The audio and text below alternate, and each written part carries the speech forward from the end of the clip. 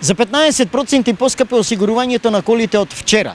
Поради ова, наместо досегашните 5453 денари за полиса со осигурување на возило до 55 киловатно, сега ќе се плаќаат 6292 денари или 893 денари повеќе.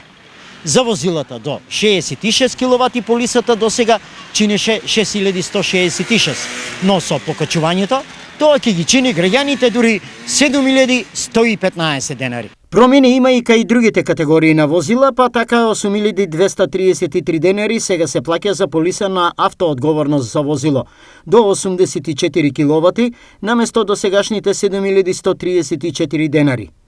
Идентично зголемување на цените за осигурување има и на останатите возила, а граѓанскиот коментар е следниов. Ау! Не е добро. Се качува, пензии са исти, плати така речено исти, до кај ќе оде тоа не знам.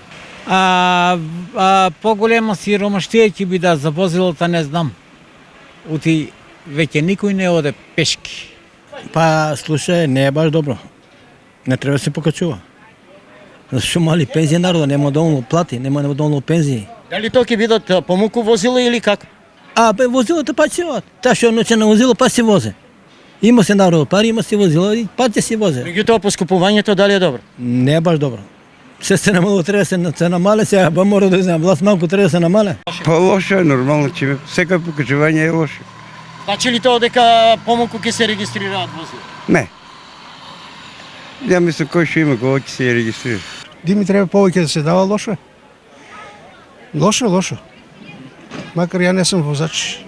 Меѓутоа, дали тоа значи дека помалку возила или пак ќе си остане? Пак ќе се остане. Пак ќе си има возила кој си вози, ќе си осигура возило. Информацијата за покачување на цените осигурителните компании ја добиле во понеделникот, а биле известени од страна на Националното биро за осигурување. Добивме стриктна информација дека новите цени треба да се применуваат од четврток, а покачувањето следува бидејќи се покачени цените на автоделовите. Објаснуваат од осигурителните компании. Осигурувањето од автомобилска одговорност е задолжително осигурување согласно Законот за задолжително осигурување во сообраќајот. Со ова, осигурувањето се покрива одговорноста на сопственикот за штети, причините на трети лица кои за последица може да имаат смрт, повреда, нарушување на здравјето, оштетување и уништување на предмети.